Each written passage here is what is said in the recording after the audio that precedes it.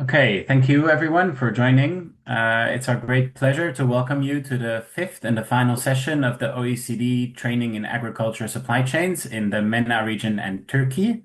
And today's session will be on step one of the due diligence process. So embedding due diligence within corporate policies and governance in agriculture supply chains. Um, Before we kick off, I will introduce myself briefly. I will be moderating today's training session. My name is Kevin Lehmann. I'm a policy analyst and project manager at the OECD Center for Responsible Business Conduct, where I work mostly on capacity building. So yeah, very pleased to be here with you today and for this final session, which um, we foresee will be very interesting for companies from the region and also other stakeholders. Just before we proceed, a few brief housekeeping rules. Um, so first of all, please note that the session is recorded and will be shared online. So keep this in mind for any statements you make. Please also keep your microphones off and ideally cameras on at all times to ensure interactivity. If possible, please also rename yourself on Zoom with your name and your organization. Um, One important thing for today is to use the interpretation function on Zoom. So on the bottom right, in your where you see all your options, you can select interpretation in either English or Arabic. And please note that we will have speakers who will either speak in English or Arabic. So we highly encourage you to already choose whichever language you prefer. And finally, if you have any questions or comments, please share these in the chat. And we'll have time for questions and interactions with our speakers. So if you want to engage, please let us know through the chat. That's it for housekeeping announcements, and we'd like to move to the agenda. So, as a recap for those who have attended all the trainings or some in the previous sessions, we haven't discussed step one of the due diligence process in much detail yet. So that's what we'll be doing today. The fifth and final session of this training program aims particularly to explore how companies can incorporate due diligence processes throughout their operations and supply chains. It also aims to provide concrete examples of how companies are integrating RBC, responsible business conduct, into their corporate governance, and also to enable participants to share experiences and identify transferable lessons. Now, in particular, the session will focus on collaboration, collaboration within companies, collaboration between buyers and suppliers, and even collaboration between stakeholders, so perhaps companies and trade unions, for example. And we'll be looking at how collaboration can enhance RBC and facilitate due diligence. And in doing so, we will reflect on many of the challenges and the topics that were discussed and raised by participants in the previous sessions. So it's really bringing together the previous sessions, looking at step one and collaboration. Um, yeah, so let me go to the next slide. Some information about this training program and the project that has brought it to you. So the training is part of the Responsible Business Conduct for Sustainable Development, Middle East, North Africa, and Turkey regional program. The program covers Egypt, Jordan, Morocco, Tunisia, and Turkey. And we, of course, are very grateful to the governments of Germany and Switzerland for their ongoing financial support in these efforts. Now, as you can see on the right-hand side, the project has three components, and these are centered around supporting government, supporting industry and companies, and supporting NCPs in the region. And while the training, of course, today targets business, we are also very grateful that we have representatives from governments, NCPs, unions, civil society, and other stakeholders. With that, that concludes. We have one more slide. Sorry, Dylan, can you go to the next slide? Yes, thank you. So just as I guess, a recap also of the training program, what we have had so far and what we will have today. So this training program commenced in May 2025, really to help companies understand and respond to emerging supply chain due diligence expectations. So, those could be market or regulatory expectations or requirements. And during the trainings, we've looked in particular at three standards that are important for companies in the agricultural supply chains across the world and in the MENA region. First, of course, the OECD guidelines for multinational enterprises, which sets out the expectations of companies when it comes to due diligence. We've also discussed in detail the OECD due diligence guidance for responsible business conduct, which is a process-based standard that focuses on how businesses should identify, prevent, and address risks in their supply chains. And we've, of course, given most attention to the OECD-FAO guidance for the agriculture sector, which has really been central to these trainings. I won't repeat the entire due diligence process of the FAO OECD guidance. You can see it here on the screen, but it involves establishing strong company management systems. It's identifying and assessing and prioritizing risks, designing and implementing a strategy to respond to those risks. Of course, verifying whether the strategy to prevent, address, and mitigate risks has actually been successful, and to publicly report on due diligence efforts.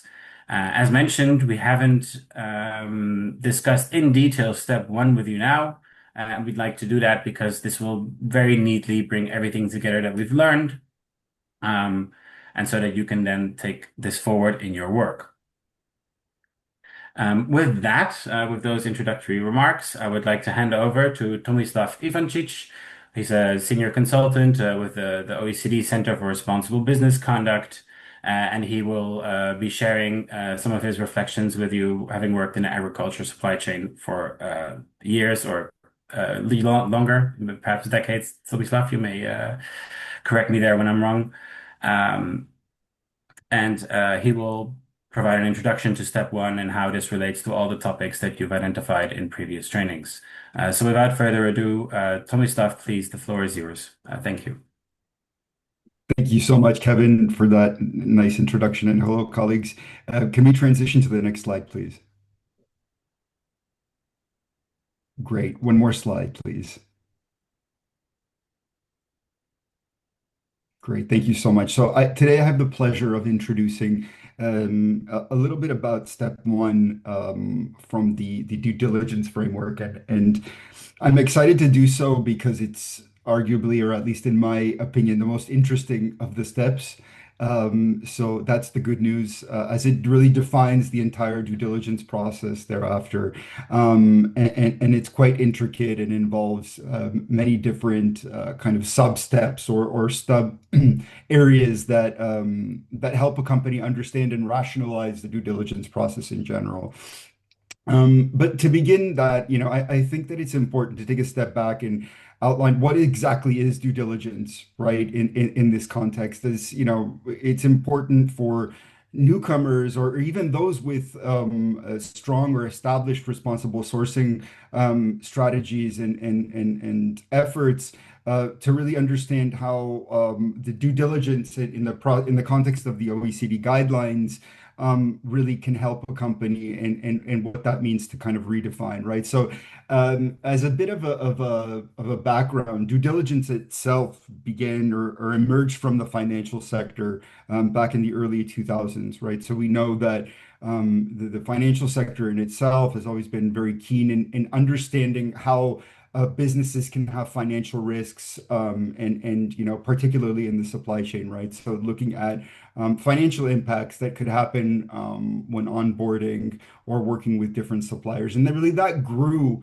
into a larger movement of environmental and social due diligence, right thereafter, and with that came the subsequent introduction of the activities such as the UN guiding principles on business and human rights and the OECD guidelines, the revised guidelines, et cetera, right? With that, we really moved into a focus that was previously looking at financial sector impacts to larger environmental and social impacts, right? Now, with that, the OECD guidelines define due diligence as the process by enterprises should carry out focused efforts to identify, prevent, and mitigate and account for risks in a business, but also in terms of their business operations, right? So cooperation between suppliers in the supply chains. Now, from the previous workshop that took place in the MENA region back a few months ago, there were some key areas that were identified, which were challenges from companies in the agricultural sector in the region, right? And these are very common throughout the world, right? So we see they can be challenging for individual companies in Morocco, Turkey, Tunisia, and others. But equally so, I think it's important to keep in mind that these are not only regional specific, that these same challenges appear in companies all throughout the world. And number one, for instance, is management buy-in, right? So if you're someone who works in a procurement division of a company, of an agri-food company, right? How do you communicate that?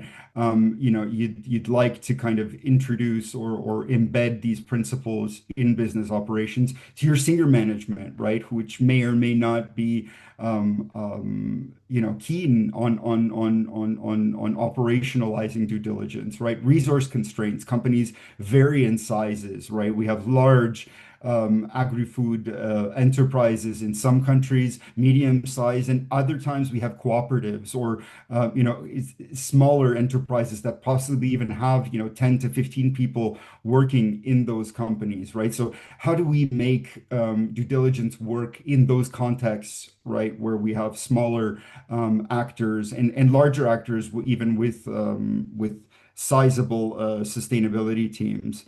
Supplier engagement, how do I, as a company, interact with my buyers and with my suppliers and make sure that they're on board with what I communicate in my due diligence approach, right? Buyer pressure, how can I leverage different actors in the chain to be able to onboard these principles, right? And use that in a constructive and competitive way as well, right? Safety conditions, I'll get into that as well in the next slides.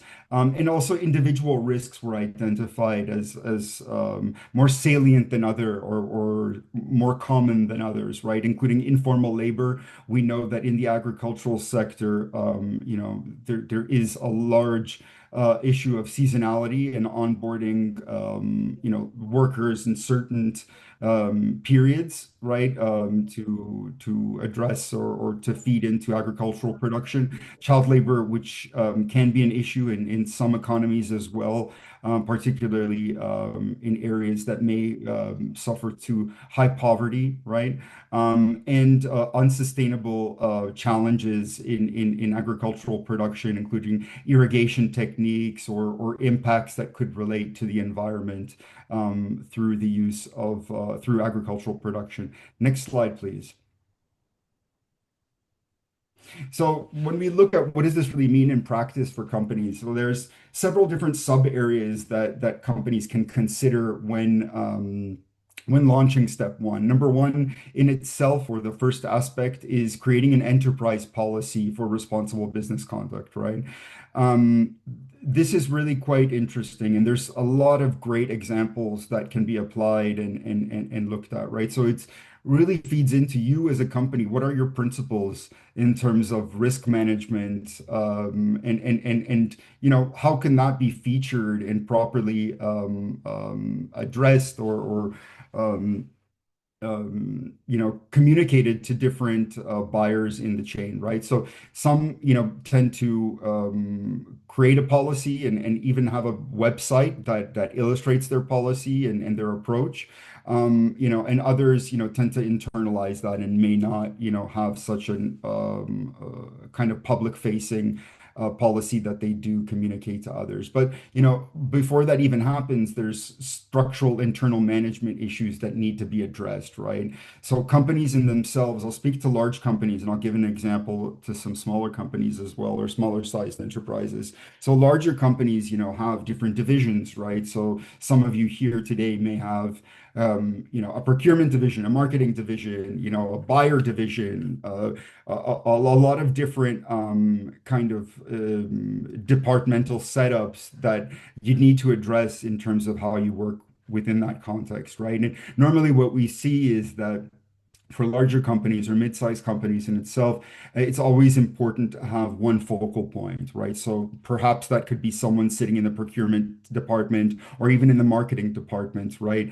Who coordinates and deals with different colleagues in different divisions to communicate expectations and, ensure that colleagues in different divisions or different departments are able to play their role in understanding what RBC is and implementing those company policies, right? Now, thereafter, establishing a system of controls and transparency along the chain is equally important, right? Understanding who we do business with. Sorry, actually, let me go back to the second sub point before I proceed to give a smaller company example, right? So looking at how do we address this if we're not a large company and we don't have, 15 people working in a sustainability division? Well, there are methods, right? And, let's look at a cooperative, for instance, who deals with within the context of their membership, they may deal with, 50, 60, perhaps even 100 different farmers, right? How do you integrate RBC and responsible sourcing practices, considering the challenges of your diverse membership, right? Well, in addition to that, we know that cooperatives and smaller actors have large funding constraints, right? Most often is the case. There are some more advanced cooperatives that do have a large funding base, but more often than not, they do have challenges to deal with operations, right? So, and normally the way that this could happen, or how I've seen it previously in cooperatives, is that someone is, attached this role in terms of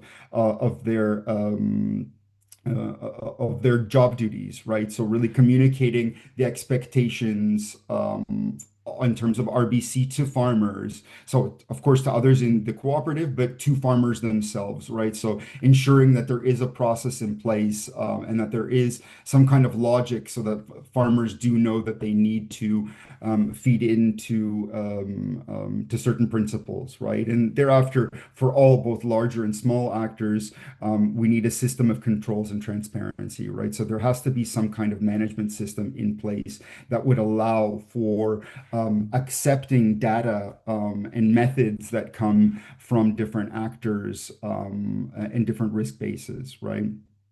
Now, thereafter, we're looking at strengthening engagement with business partners, right? So really ensuring that, this is operationalized within a company, within business, but also within business partners themselves. So this could be farmers, in a case of a cooperative, or it could be others in the chain if you're a medium-sized company, right? Which eventually, in the context of agricultural supply chains, you will eventually be dealing with farming at the front lines of agricultural production, right? So it's the first step, I guess, in the chain of how we receive agri-food products.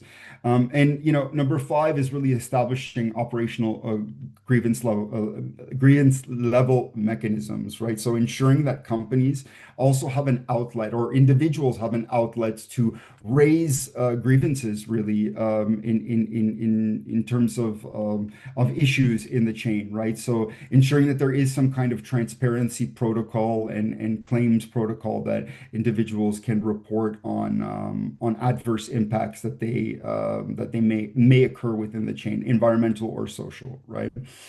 So again, looking at the three steps of or the three kind of features of RBC policies is one, looking at companies' own operations. So myself as a company, how do I perhaps address risk in the context of what I do. Number two, within the context of my business relationships, right? So my suppliers, or further down the line, if I'm a mid-sized enterprise, my farmers or other individuals that I buy from, and even larger therein, depending on where you are, if you're downstream in the supply chain, as a buyer in Germany or in Spain or whatnot, looking at addressing risk all the way upstream to the first level of production wherever possible, right? Next slide, please.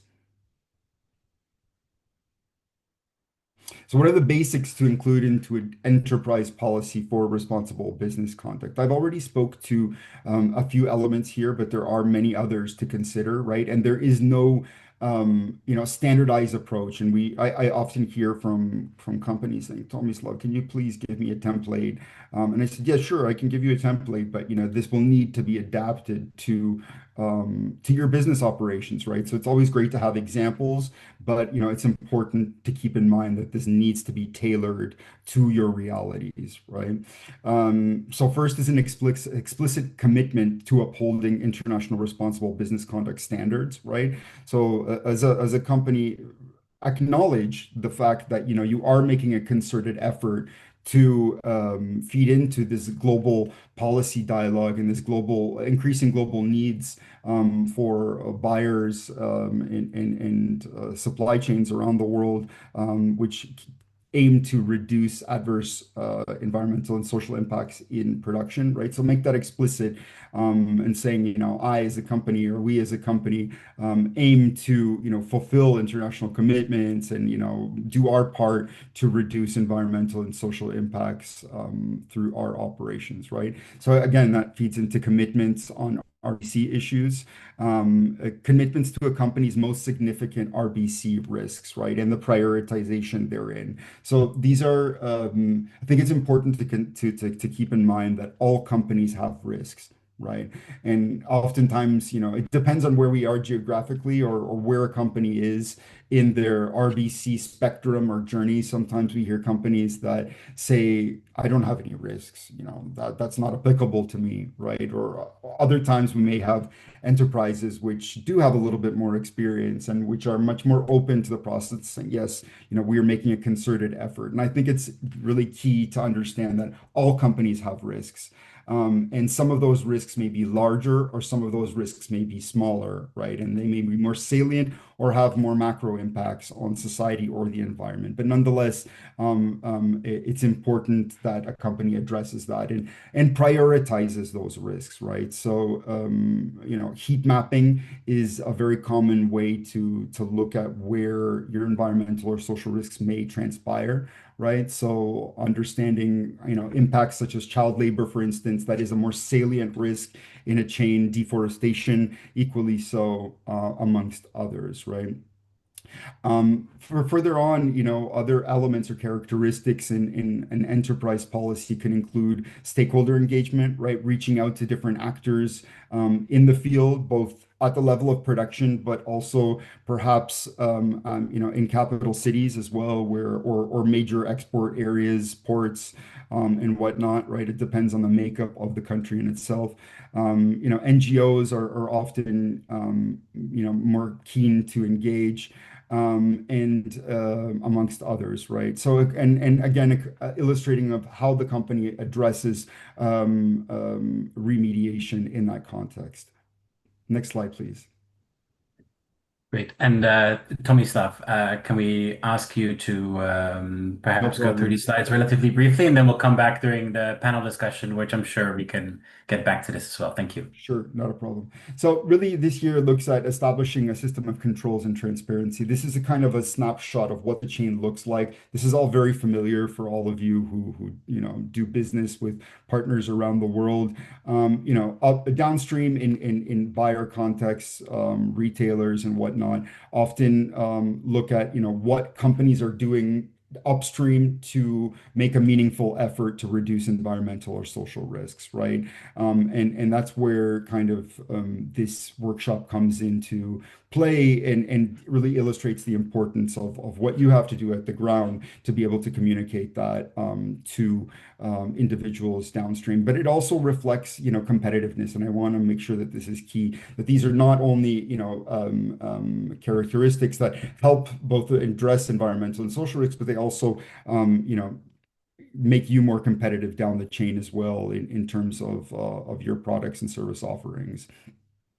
And a key aspect here is understanding the difference between traceability and risk-based due diligence, right? Oftentimes, this is confused. Traceability is extremely important. So knowing how the product translate down the chain from point A to point B, right? So ensuring that we have a tracking process in place there.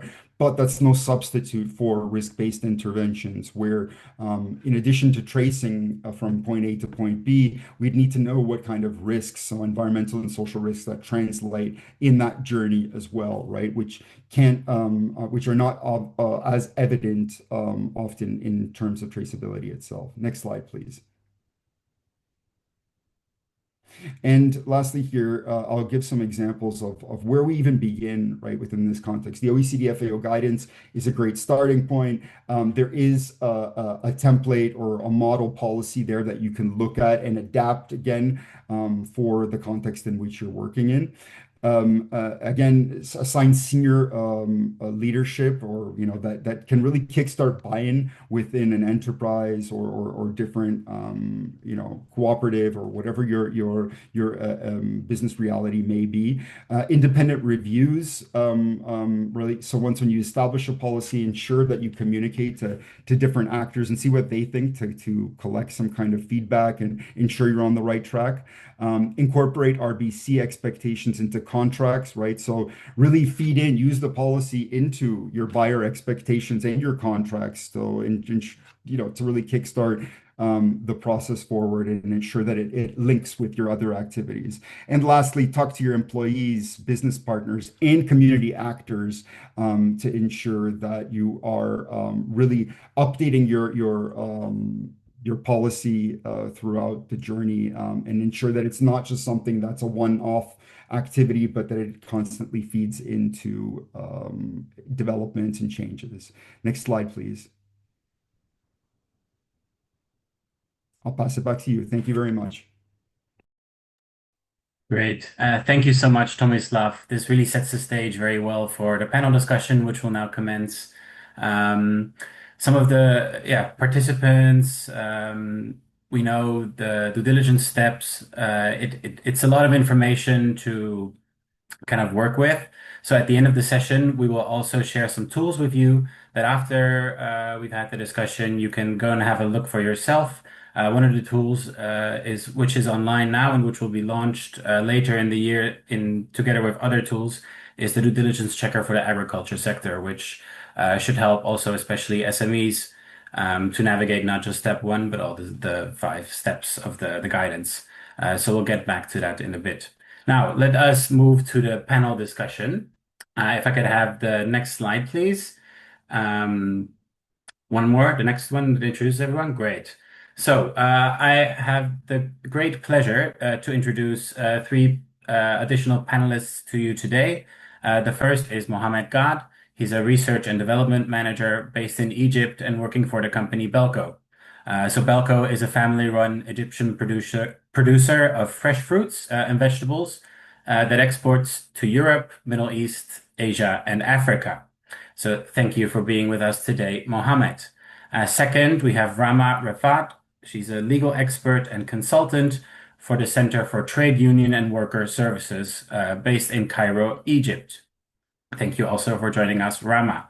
And then we also have Mercedes Hafe, who's the social and ethical lead for EMEA at Driscoll's.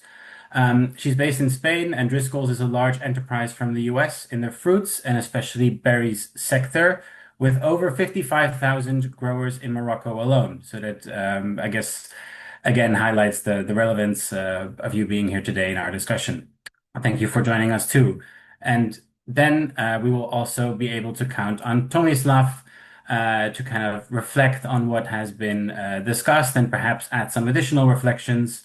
And yeah, as we've seen before, he has a wealth of experience that we can draw on today. So without further ado, I'd like to move on to initiate the panel discussion. Um, now, the panel discussion will focus on how collaboration can improve responsible business conduct in agricultural supply chains, and we'll be looking at step one to kind of exemplify this concept. So the first round of questions will focus on how to build internal corporate commitment and collaborate with suppliers and stakeholders. So for this part of the dialogue, for the discussion, I'd like to move to Belco. So as we mentioned, Belco is a family-run Egyptian producer of fresh fruits and vegetables, exporting to various markets. Um, Mohammed, as a medium-sized company, how has Belco embedded responsible business conduct into its corporate policies? And what have you found to be the most effective way to build internal buy-in for due diligence at the management level? Please, Mohammed, the floor is yours. Thank you. Thank you, Kevin. First of all, I would like to thank OECD for inviting me to as a guest speaker in this valuable final session of the training. And also, I would like to say that I was one of the candidates who attended the training course as well. Really, it was very valuable, fruitful. We already learned many things. Backing to your questions, Bilco is a private company. Let's say, like everything new, at the beginning it is difficult. But once you have a clear vision and mission, you can achieve your targets without any problem. So from the beginning, from day one, we selected to deal with retailers in UK and Europe, and not the wholesale market. We know that they have many requirements. They are asking for many standards in order to comply with. So we decided to dig in and to proceed with such kind of supermarkets. But in order to, let's say, gain top management commitment, you have to clarify something that what the due diligence can give us or help us in order to have a responsible business conduct. So if we say that by implementing or embedding the due diligence in our policies, we can retain our existed customers or clients. We can add or access new markets. We can decrease the cost. We can use it as a tool for risk management. Also, we can use it as a business decision making. So based on this, as based our mission and vision that we need to have a good market position, we need to increase our profitability, but taking into consideration that based on our 3B's policy, profit, planet, and people, we have to be keen that there is environmental and social aspects we have to respect in order to conduct our business in a responsible way. So based on this philosophy, the profitability, to access new markets, to retain the existing market. So we start to embed the due diligence in our policies, starting from, let's say, hiring processes to avoid any child labors or underage labors, keen to have health and safety environment for our workers, going to or passing to the procurement processes in order to avoid any harmful chemicals. We need to comply with our clients' pesticide residues and so on. I have two examples, and for the collaboration with our buyers and stakeholders. This is, let me say that if you take a step in advance, you can be ready for what we can call it now is recommended. Tomorrow it will be mandatory. So you have to be ready. for such kind of things. So since 15 years ago, we attended and participate, and we are a member of what we call it ESET. This is Egyptian Supplier Ethical Trade Forum, and this next week we will celebrate the 15 years anniversary for this forum. In this forum, where all of the suppliers, the Egyptian suppliers, sitting together with the buyers like Co-op, like Sainsbury, Marks and Spencer, and Tesco, in order to think about the social requirement. So we already take a step since 15 years ago in order to be ready about what we have now. We are sharing challenges, we are sharing success stories together. Also, there is another example that we engage with one of our buyer is Albert Heijn Foundation, and to create what we can call it a community center in our area to serve and help the community inside our farms, inside or for surrounding for our neighbors as well. This is the way of how we embed the due diligence in our policies. Thank you. Great. Thank you so much, Mohammed, for touching on so many relevant points. I mean, obviously, in order to secure buy-in from management, it's this whole business case about viewing it as a, competitive advantage, which should help with client retention, accessing new markets, but also using it as a risk management tool and actually managing costs. So that was very useful. Also, your reflections on how you collaborate with business relationships. So yeah, I think that really sets the stage well. Thank you so much, Mohammed. Then I'd like to turn to Mercedes from Driscoll. So as mentioned earlier, Driscoll, a large player from the US in the fruits and especially berry sector. Mercedes, how does Driscoll's set the tone from the top management to secure support for responsible business conduct? And how do you translate this commitment to RBC into the collaboration with your regional agri-food suppliers, which you have a very big supply chain. So could you perhaps reflect on that? Over to you. Thank you. Thank you, Kevin. And thank you for having me here. Just a small clarification. We don't have over 55,000 growers in Morocco, but workers in our more than 100 growers. And that's at the peak when we are, at the peak of the harvest.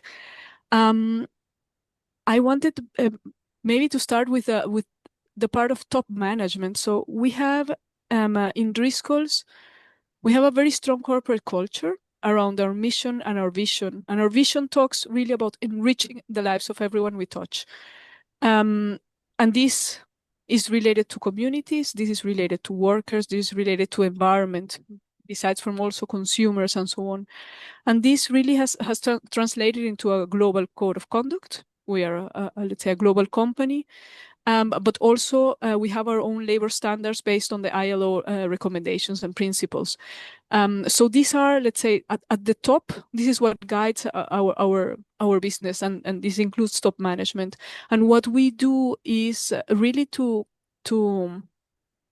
we try to get, the support of the top management on specific approaches of how to bring this reality, this code of conduct, and these labor standards to life on the part of workers, for example. So basically, the teams, the local teams working on this, and the regional teams, where I am, for example, part of the Europe, Middle East, and Africa team. So we try to let's say, translate into actions and approaches and projects these needs. And basically, top management is supporting us and guiding us on this. Sometimes, of course, it's difficult, but this is really about the heart of the company. This is beyond anything short term in terms of sales. This is really who we are. So how do we translate that into real actions? And for example, right now we are working on adapting, and this you mentioned, Tomislav, adapting our policies and to new needs. So this is something that we are doing right now to really adapt the policies and processes we have in place to due diligence, to all the steps, and formalizing actions that we do really into, you know, the right steps also of the due diligence. Also, it's very important to have clear team ownership of who guides, but also awareness throughout all the teams, because I think you might have, I don't know, 5 people working full time on this, but you need, you know, the rest of the team to do this a reality. This cannot be just one team doing it. Everybody has to be informed and has to do their part. And when we talk about our suppliers, our growers, we have a very, very strong alignment. This is also built in our mission, which is really aligning with growers and with our customers. And we work very, very closely with our growers. Our commitments and our alignment is also theirs. And that's how we select our partners, actually. We have a lot of dialogue and a lot of discussion mechanisms with our growers in each region. And in our main production areas, for example, in Morocco, we have a very, very strong team, local team. And we have really all the time discussion on what are the needs, what are the realities of the growers, of their communities. And what we bring as a team is, you know, audits, we have trainings, we have projects, we have direct support if needed, we have collective actions. So we try to bring the support that we can, but also listening and responding to the needs on the ground. So. Great. Thank you so much, Mercedes. Again, really excellent remarks. I mean, you know, the way you frame RBC is not just a short-term market access issue, but long-term business continuity. That supplier relationships are partnership-based and not transactional. That also then leads to better outcomes. How your leadership actively engages. Also your comments on, you know, tailoring the diligence process as you go, learning from what you've observed and then improving.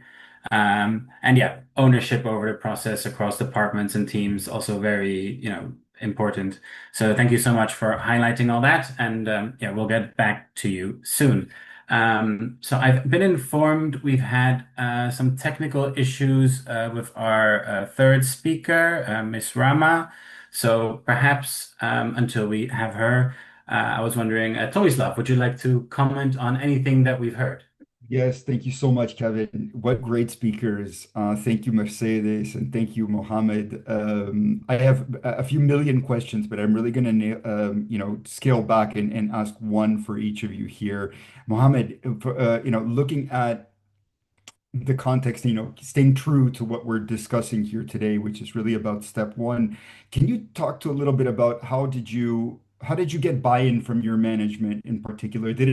Was it a very big challenge for you, or was this something that came perhaps top down, or did you have to pitch it really to your hierarchy in the C-suite, right? Did you have to outline why this is useful for the business? And you know, could you talk to a little bit about the journey there? That would be very helpful for us to kind of really know a little bit about the intricacies behind the process. And Mercedes, you know, thank you for your intervention here. And we know it would be great to hear from you a little bit about how you communicate your policies upstream to actors in the chain, right? So we know that you have a policy set in place. We know that you have audits, which is what you outlined here. But you know, really, when you engage new farmers, actors, employ new people, how do you communicate your RBC policies or efforts to them? Thank you, and over for me. Okay, thank you, Tomislav. And back to your questions about how to get a management buy-in. Frankly speaking, in order to get the top management commitment, it is not only financial support. Just to be clear, the top management commitment, it is not only financial support, but it is many different support. First of all, they have to believe in what we are talking about. This is very important. For instance, if we are dealing with certain customers and we are looking to expand the volume and to access a new market, and this new market is asking for, let's say, degradable packaging. We are not using degradable packaging with the first client, but for the new client, he is asking for degradable packaging, or for instance, he is asking for waste reduction, or he asking for water management, and so on. So it is very easy to say, if we want to be in, if we want to access a new market, we have to comply with. But in order to do this, I will use your word when you mentioned that, the adaptability, something tailored. So we have to go step by step. I cannot put the headache on the top management as a one who is person in charge in order to implement the due diligence and to embed the due diligence within our policies. But I have to be smart to do it in a smart way. Let's do it step by step. Let's do a priority for, shall we start with the water management? Shall we start, or the degradable packaging, or the waste reduction? And we have to back to our clients in order to share the priority. We need let's say, a certain time in order to say this is okay or not.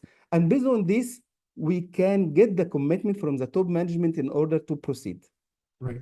Thank you so much. Shukran, Mohammed. That's the extent to my Arabic here. But what I'd like to know, just to follow on here, was what was your reaction from your top management when you first approached them to discuss this? Was this something that they asked you to do, or did you have to pitch it to them? And how did you have to, secure the buy-in? I'm interested to hear the processes in between. Thank you. You are familiar about, let's say, for instance, the Fruit Logistica exhibition in Berlin.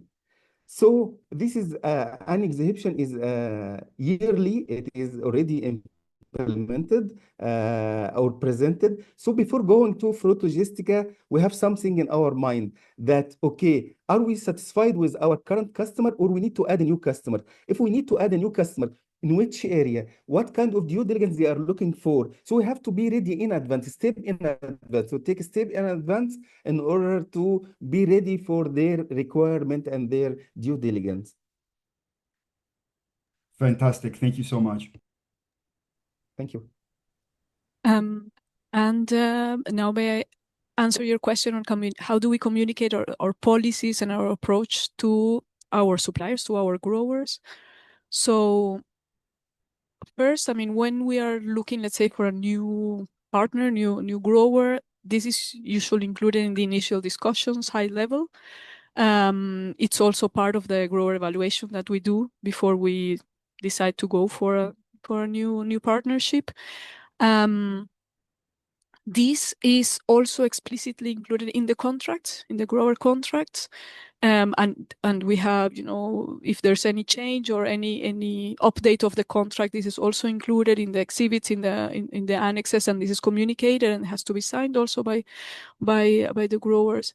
We also have a more detailed onboarding for new suppliers, where we explain the steps and what is expected, what does it mean when each thing has to happen, what is the role of each person in the team.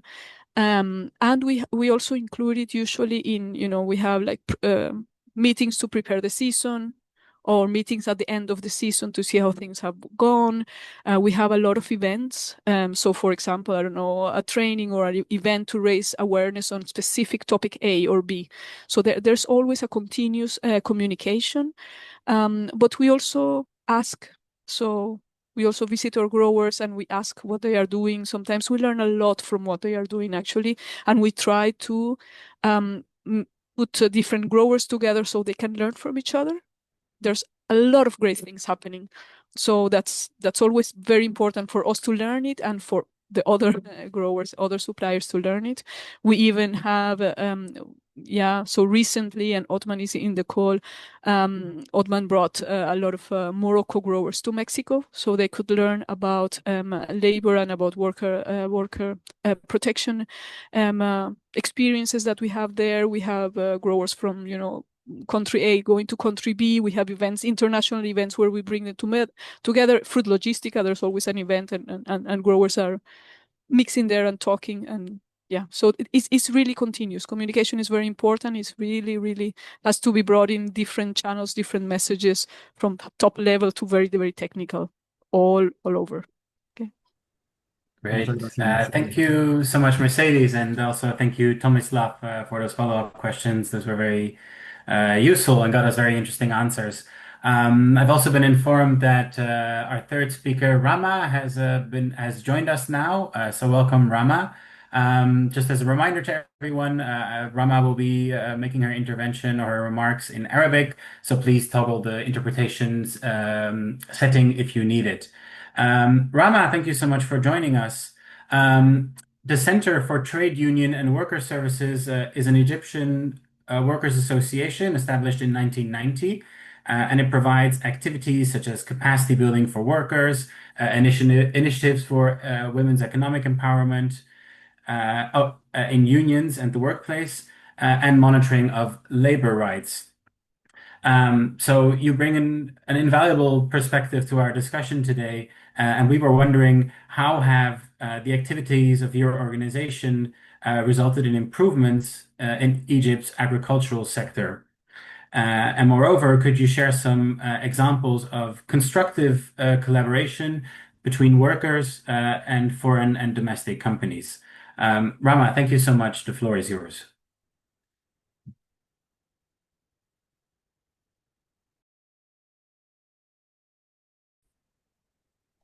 And if you could please unmute. Okay. Yeah, perfect.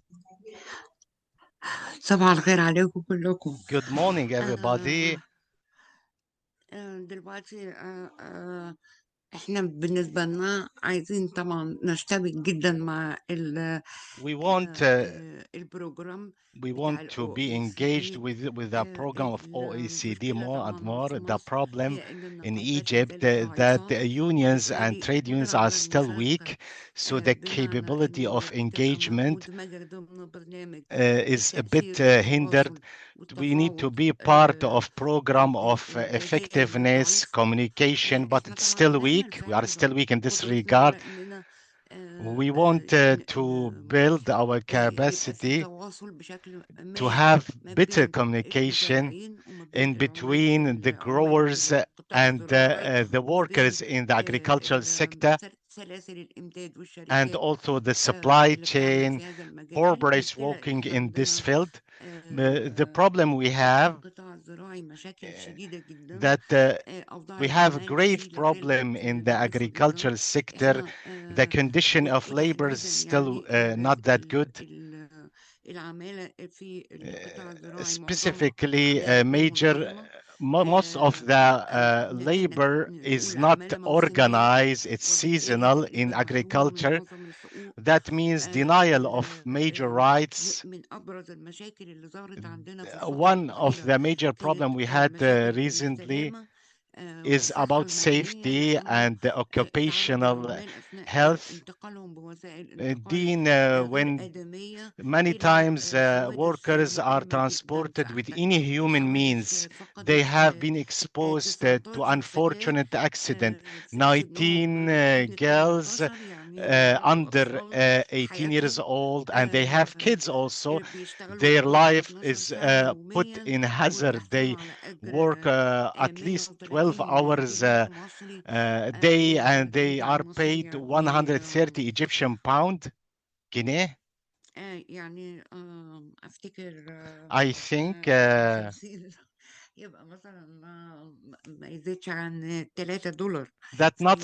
doesn't make more than $3 per day for 12 hours.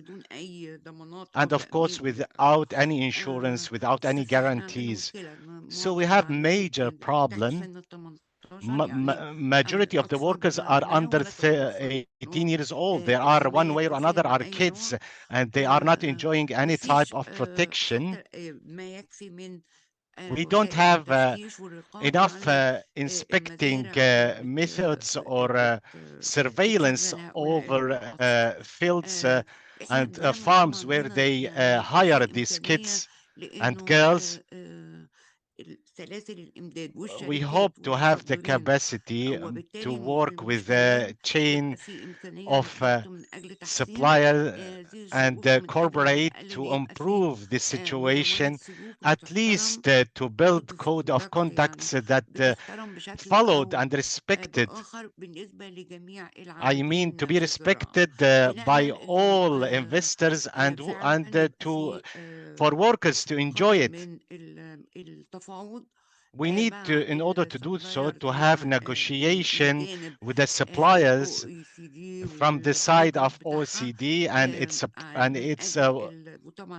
partner in the program, and we are ready to facilitate and provide all the needs for negotiations, and we are ready to find the representations from the side of the workers to represent them, to facilitate even forming unions for the laborers in the agriculture.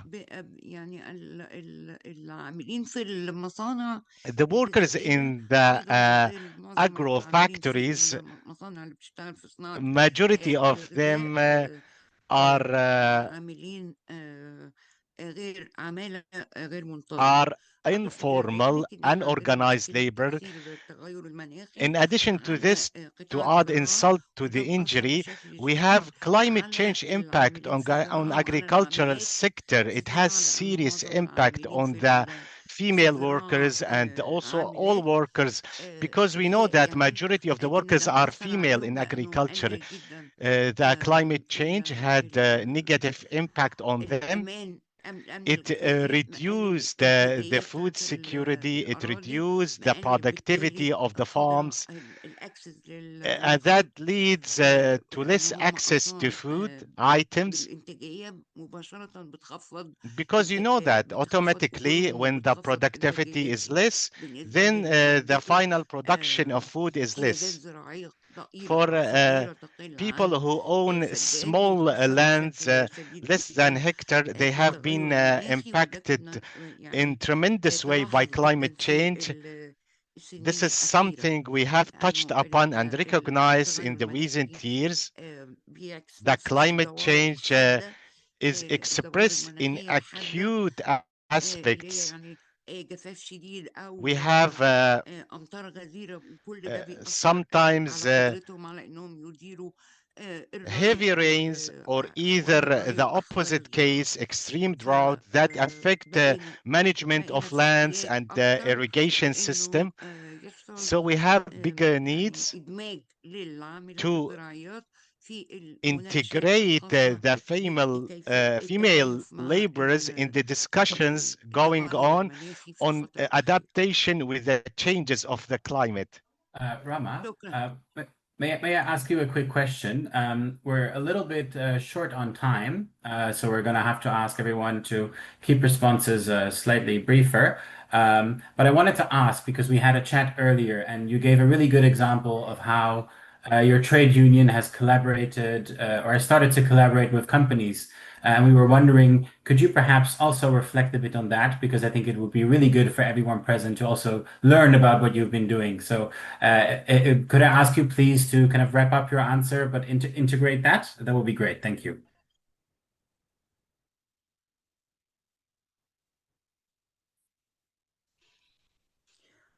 شكرا. هو الحقيقة أنا ما يعني لأنه ما فيش في القطاع الزراعي تحديدا. Thank you. Indeed, we don't have clear example from agriculture sector, but we had a combination in the attire sector, clothing sector,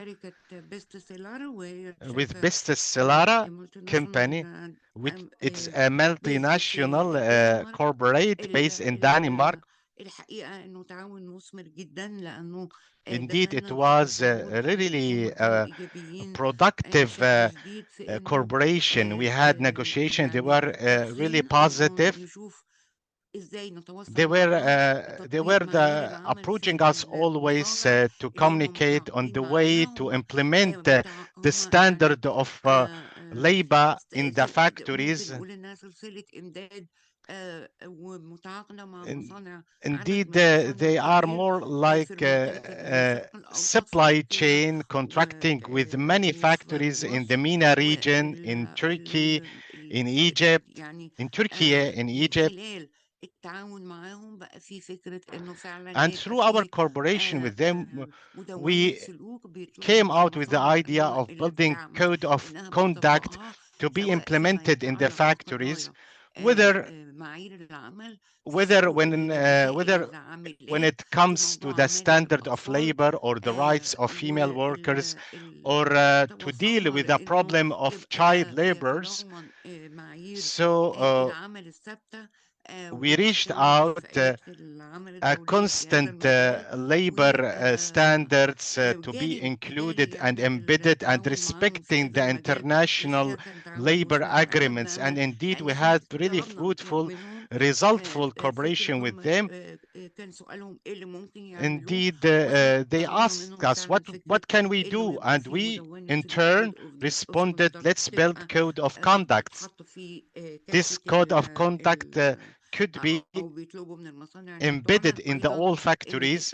They would ask the factories to implement it and to build the compliant mechanism in the factories. Through this mechanism, labor would be capable of channeling their compliant, channeling their problems. It could be violence, it could be violation of their rights. Indeed, I would say it was resultful, it was productive cooperation, and maybe this experience could be generalized to another work with another companies in the agricultural sector. Great. Thank you so much, Rama. That was really useful. And indeed, hopefully this can, serve as an example also for the agricultural sector. So thank you so much for all those remarks and, also highlighting while a lot of good efforts are ongoing within the agriculture sector. Of course, workers continue to bear the brunt of irresponsible business practices. So thank you very much for highlighting that and that we should remain mindful. I think just one other comment, which may be relevant, to trade unions, perhaps also civil society organizations, in addition to governments and companies, is that we have this new global project, the Due Diligence Readiness Project, where we also kind of aim over time to develop either learning opportunities or resources, which then can also be used for or among trade unions to build capacity on due diligence. So in this respect, yes, the OECD will be very keen to remain in touch with you and other trade unions or workers' organizations. So just to put that out there and more information to follow on that in due course. I think also your intervention builds a great bridge to the second part of the second set of questions that we had for each of the panelists. I would ask you, I think we'll try to stay really maximum until 11:15.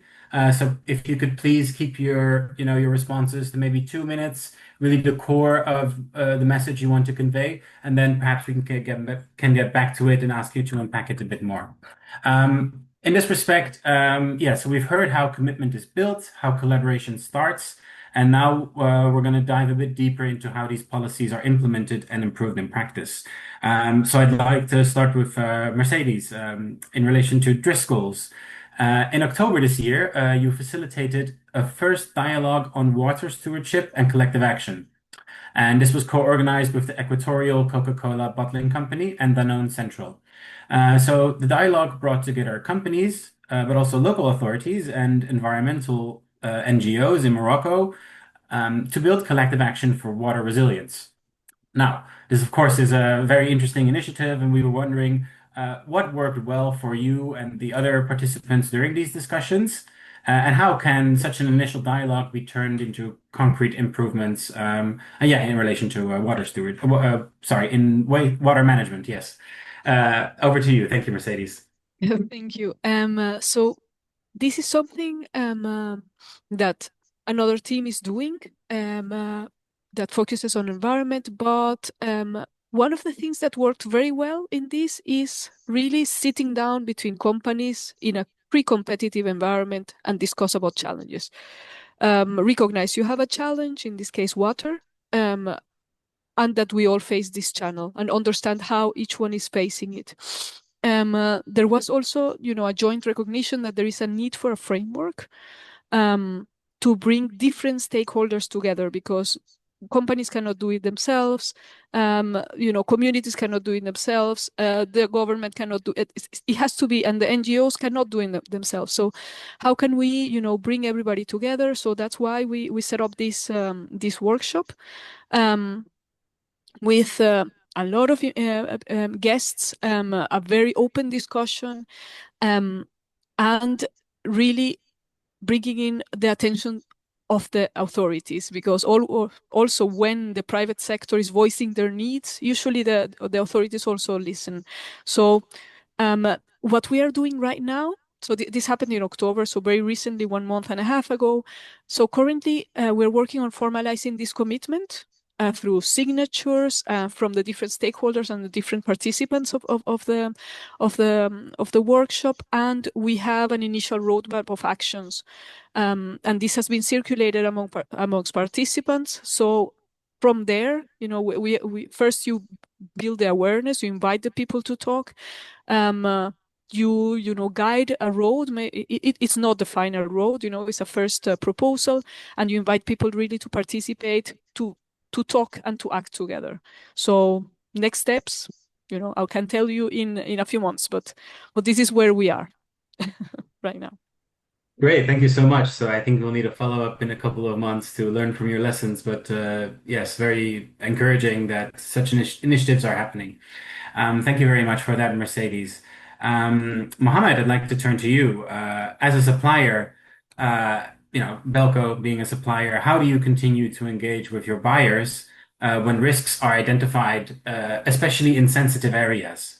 And what support do you expect from your buyers in addressing these issues? And of course, a topic that goes very much to the core of OECD standards on due diligence. So, yeah, Mohammed, if you could reflect a bit on that, that would be very interesting. Thank you. Thank you, Kevin. Okay, I will start from your words when you asked me about, we already identified the risk and coming in from a sensitive area from one of our stakeholders is, let's say, the buyer. So the risk is already identified. Such kind of information by calling us or through an email or a complaint or something like this, we start to react. First of all, we have to share this kind of risk message to all relevant departments.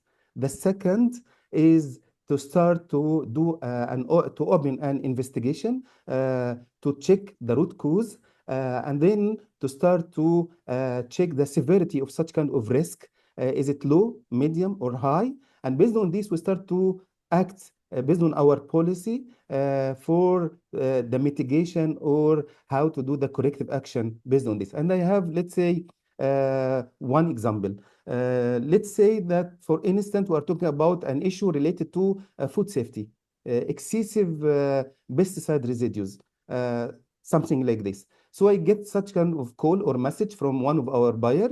We start to share it with the relevant department, start to open an investigation, check the root cause, and based on this, we start to react immediately, because this is a high risk. Excessive pesticide residues is a high risk. So let's say we have to react immediately based on this, and back to to our client with the root cause and how we doing our corrective action or how to mitigate such kind of problem. What I will need from my buyer side as a support is to share some information with me, like for instance, traceability, ballot number, carton numbers, all of this info in order to help me to do such kind of investigation. I have another example, let's say, related to the water management. We have an internal policy related to, because we are relying on underground water, borehole water. So we have an internal policy within Belco that we have to avoid over pumping for each well. We have to respect the distance between each wells. But sometimes your problem is shared with your neighbors. So you have to share your policy with your neighbors as well in order to be involved or engaged in such kind of policy, because you are not working alone, you are not in isolated area, but what you are doing is can affect others, and what other is doing can affect you. Like for instance, back again to the food safety, the cross contamination. I may do my best within my farm, but the problem coming from my neighbors through wind draft or cross contamination. So I have to engage the buyers, the neighbors, the other stakeholders in the issue in order to solve it together, and back to them about the remediation or the solutions or the corrective action if they are satisfied or not. Great. Thank you so much, Mohammed, for sharing your experience in that. I do have a couple of follow-up questions, as I'm sure Tomislav would have too. But let's move to Rama first in the interest of time, and perhaps during the questions from the audience, we can get back to those as well. Thank you very much, Mohammed. Rama, my final question to you is the following. So, of course, inclusive and meaningful stakeholder engagement, dialogue structure, access to remedy, and purchasing practices can all impact the respect for human and labor rights on the working floor and beyond. And we were wondering what success factors or mechanisms have helped companies and unions tackle issues such as worker safety, child labor, or informality in Egypt. So what has worked between companies and unions to kind of tackle these issues together? Or if there are still a lot of challenges, what would you like to see different in a proactive engagement?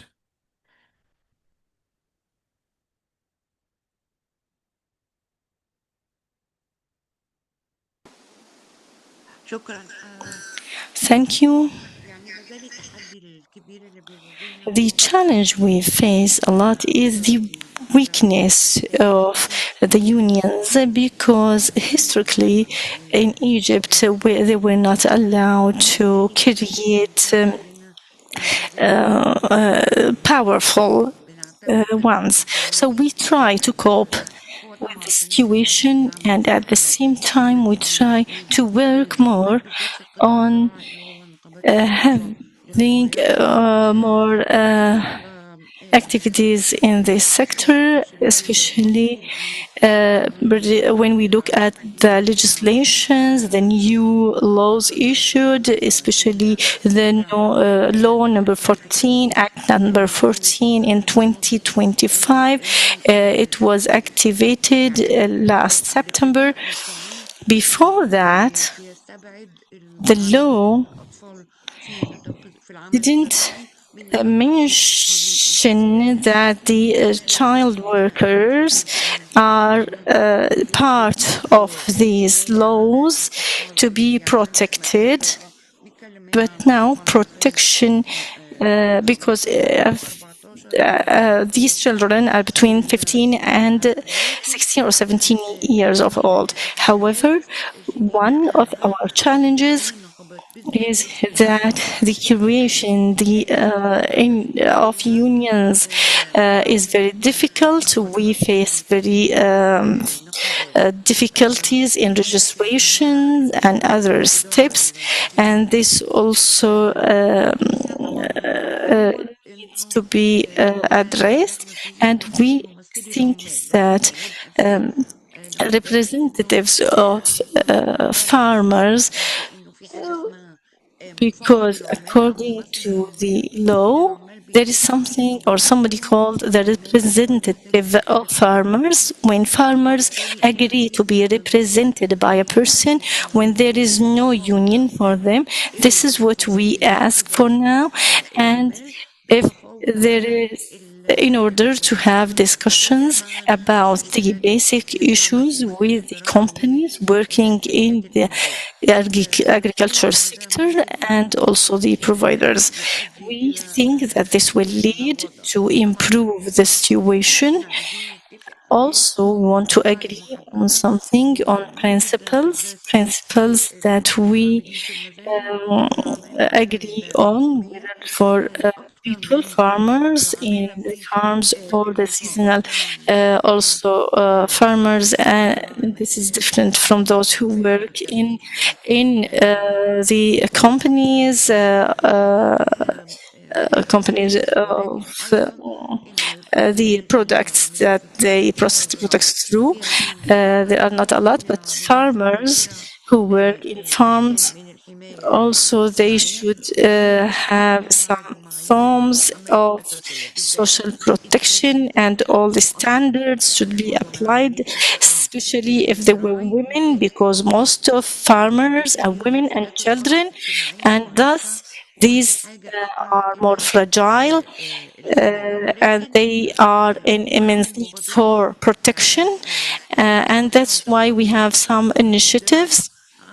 There is a study, for example, about female workers, how the climate change affects female workers in agriculture, and many female workers participated in this study, and they actually openly shared with us their situation, and this study was very good. It's a good study and fruitful one. We are open to share it. Those female workers try to form unions, so there is a possibility that some communication and some discussion will be built with them, with some companies also, to have unions or representatives of these workers. And what happens that these workers, our farmers, select some representatives and speakers for their names, but we need still to solve the issues of registration that we face in Egypt, especially for farmers or workers in agriculture sector. What we are in need to have a memo of conduct to be signed with different factories and with owners of farms in Egypt, because most of them are investors from Egypt or from abroad.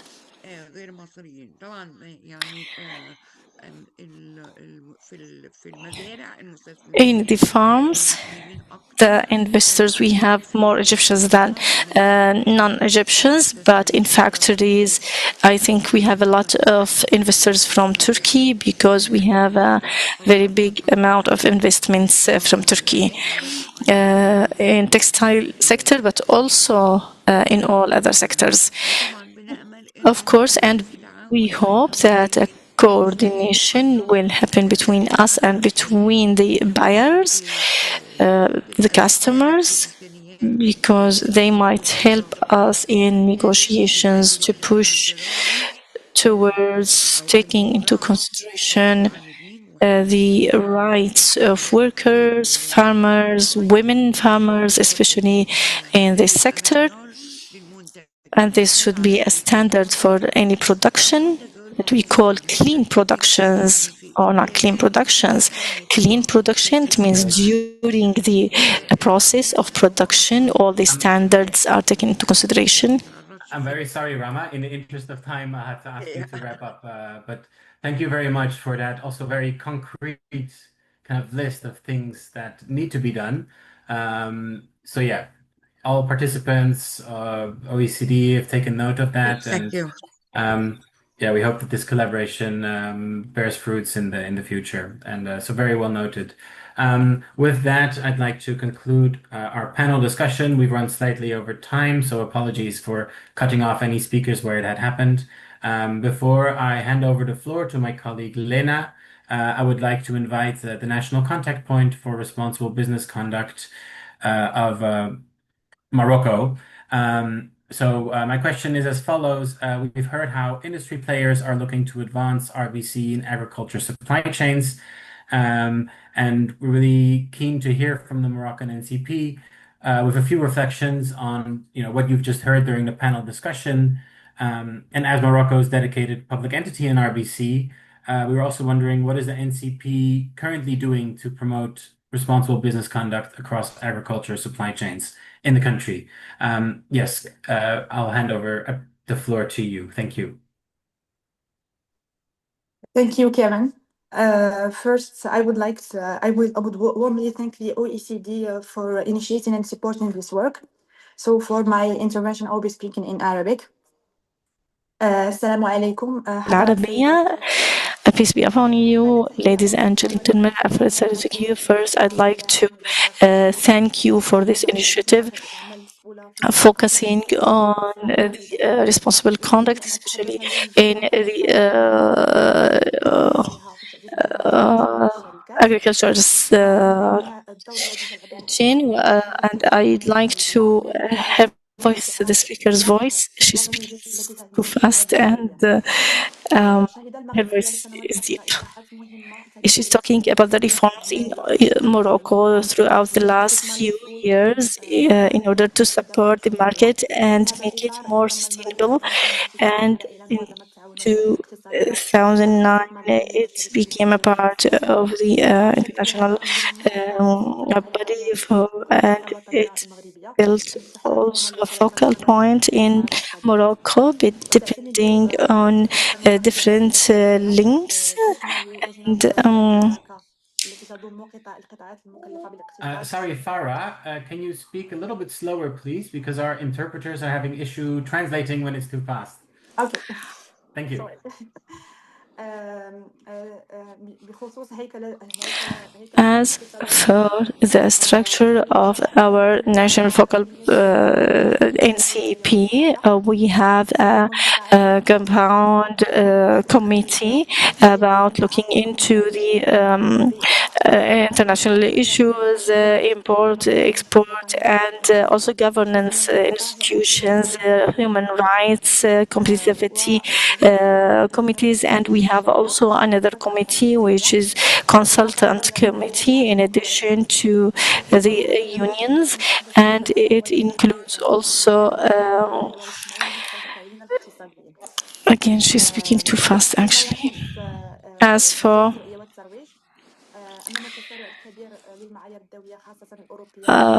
these standards, we take into consideration sustainable standards set internationally. We try to abide by, and that is why we do more activities in this regard. In 2024, we organized a series of discussion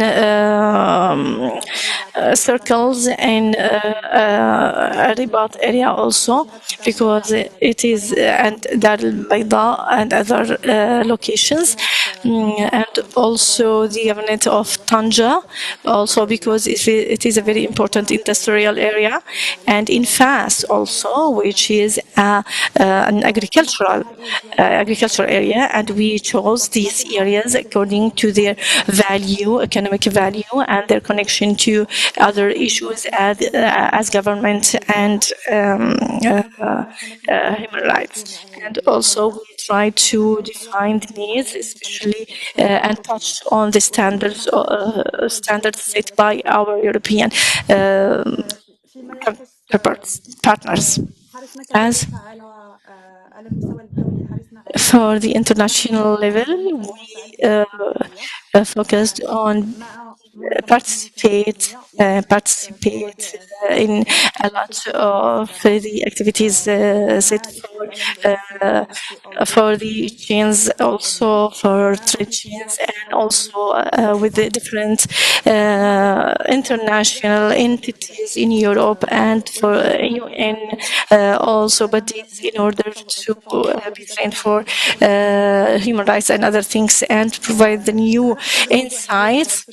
And we attended a lot of activities and training sessions in Morocco. I'm very sorry. Can I please ask you to conclude, because we're running very short.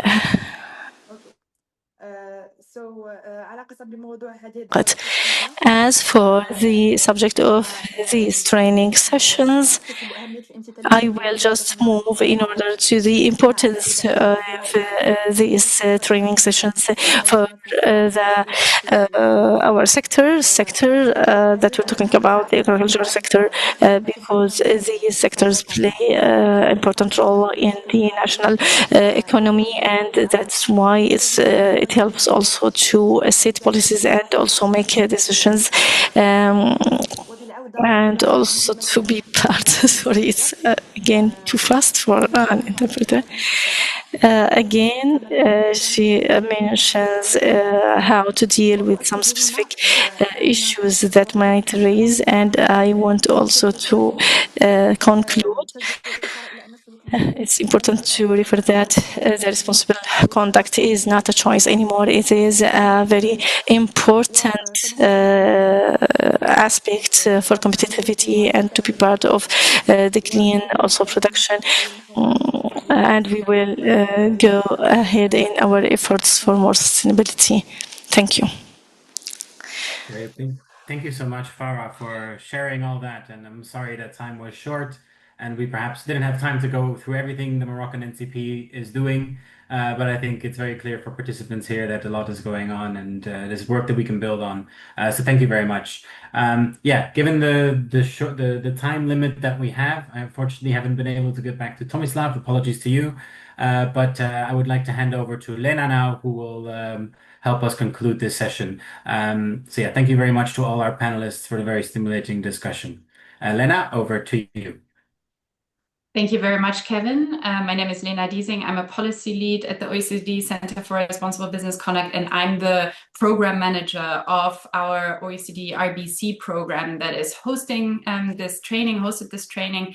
That's the RBC MENA plus Türkiye program covering our adherence in the region. And my role now, before I let you go, is just to summarize the key messages and link them a little bit to this program. Before I do that, a quick thank you also to the donors that fund the program, which is the GIZ and SECO from Switzerland. Kevin already mentioned it. And I will also share a few words about forthcoming activities and tools that might be interesting for you to use in the future to deepen this focus on RBC and due diligence. So very briefly, I have 3 points that I would like to draw out. And that's being, on the one hand, being prepared, ensuring that our profits of today last but are in line with the people and the planet, what measures to take concretely. And we also heard a lot about collective action problems and the need for frameworks and wider laws. We heard a lot about how important it is to anticipate and really play the long game. We heard how all of the partners around the panel today are really anticipating the change that is coming, anticipating how expectations are changing, and as a consequence, also adapting the measures that they're taking, formalizing their efforts to meet heightened expectations. Partnerships are important for that, but also ownerships. And this is also something that we're doing in the wider program, really anticipating the change around responsible business conduct across supply chains and helping the region really anticipate these changes. Now, what measures to take? We heard a lot about communication, really important to clarify expectations.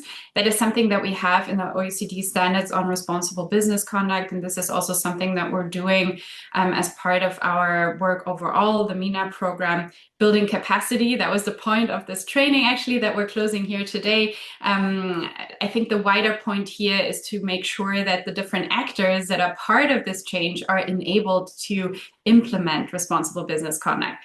So on the one hand, buyer, supplier, cooperation, but also other stakeholders. We heard from Rahma about the situation of workers. Governments play a part too. We heard from Farah. So that's a really important point to think about what measures can we take, and we find inspiration in the OECD due diligence guidances. And then we touched on wider frameworks. collective action problems and the importance of laws, one of the speakers said that what is recommended today might become mandatory tomorrow. And so I think this is an inspiration for us also in this wider program to make sure that what we see reflected in OECD standards is now actually becoming more and more mandatory in laws around the world, and really around enabling creating a level playing field and enabling the partners to comply with that. So that's it for me. I think we have a slide with a few points, QR code to link to the feedback survey, if we can put that up again.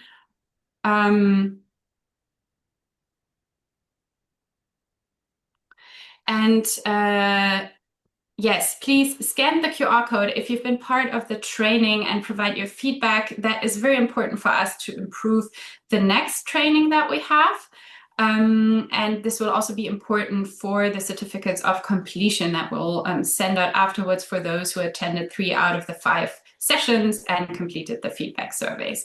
And then beyond this due diligence training for the agri sector, let me mention 3 points. On the one hand, we'll be with the team in Jordan, Morocco, and Tunisia in 2026. And we have in-person events also around capacity building, but also sharing more information about our standards. This will come up next year. So if you're interested in any of these countries specifically, don't hesitate to reach out to us in the team. We're working on a paper analysis around trade and investments. One of the motivating factors that we also heard about today, how can we make sure that we're in the future are still able to participate in trade, be competitive in a changing environment.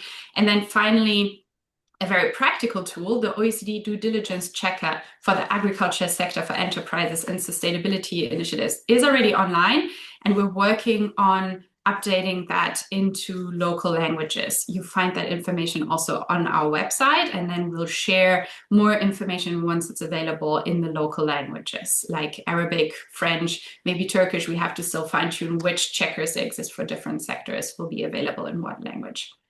So, Kevin, do you want to close the meeting? Should I close the meeting? Thank you very much for joining us for this discussion. It was very interesting, and I hope to see many of you soon in some of our other events. Thank you.